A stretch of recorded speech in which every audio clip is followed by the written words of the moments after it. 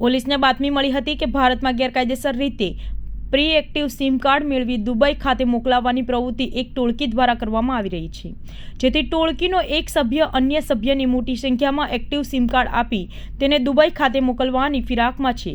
તેઓ બંને Surat railway station ખાતે સિમ કાર્ડની ડિલિવરી કરવાની હોવાથી ભેગા થયા હતા. પોલીસે અજય કિશોર સોજિત્રા તથા દુબઈના વતની એવા શહદ ફારૂકા બાગુનાને ઝડપી લીધા હતા. તેમની પાસેથી એરટેલ કંપનીના કુલ 192 એક્ટિવ કાર્ડ મળી આવ્યા હતા. અજયની પૂછપરછમાં જાણવા મળ્યું હતું કે દુબઈમાં ઓનલાઈન ગેમ રમાડાતી ચાઇનીઝ કંપનીમાં ભારતીય સિમ કાર્ડ દ્વારા ભારત રહેતા લોકો સાથે ઓનલાઈન ગેમિંગમાં નામે છેતરપિંડી થતી હોય છે, જેથી ઓર્ડ મળતા તેઓને સિમ કાર્ડ સુરત આવી સુરત ખાતે રહેતા ઉમેશ, રેશમા તથા કેતન નામની વ્યક્તિનો સંપર્ક કરી તેઓને પ્રી એક્ટિવ સિમ કાર્ડ માટે ઓર્ડર આપ્યો હતો, જેમાં આ સિમ કાર્ડ શહદ ફારૂક બાગુના ફ્લાઇટમાં દુબઈ લઈ જવાનો હતો, જો કે અગાઉ જ પોલીસે ઝડપી પાડ્યો હતો.